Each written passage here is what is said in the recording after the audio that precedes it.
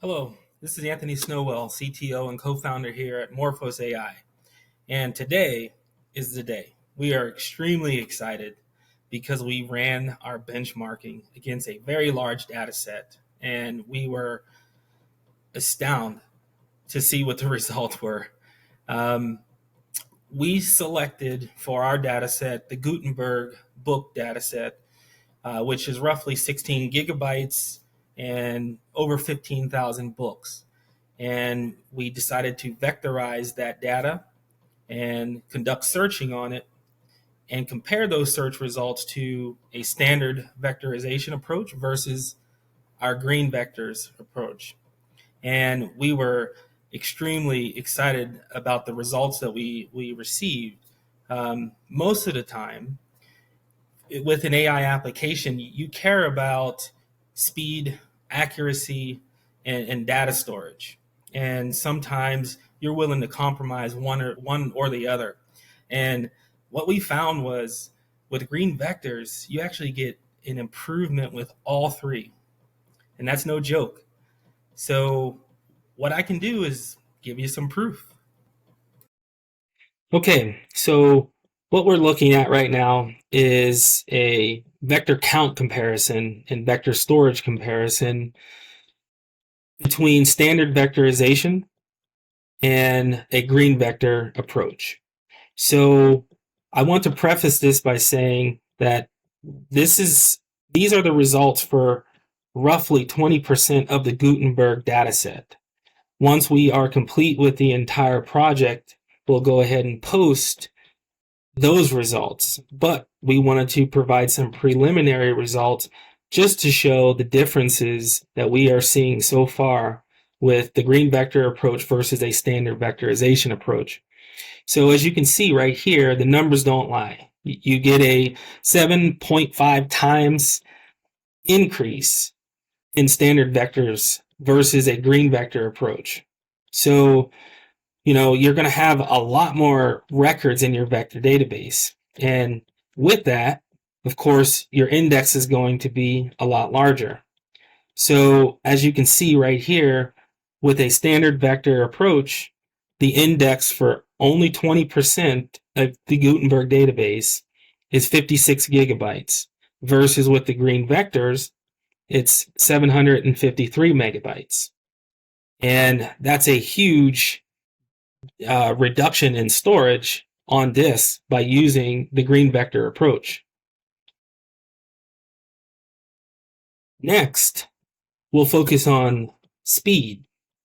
So with the green vector approach, of course, the response time for the query was a lot faster with the green vectors versus the standard vector approach.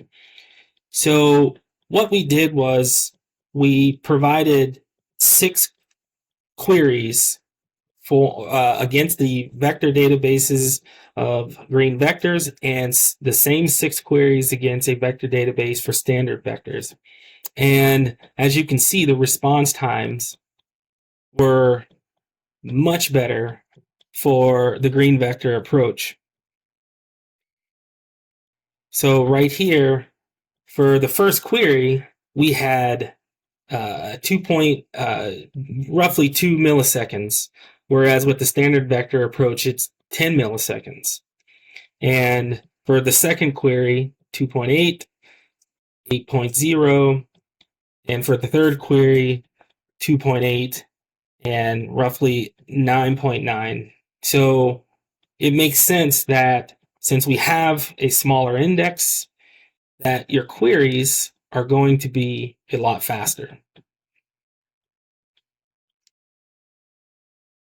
And finally, accuracy.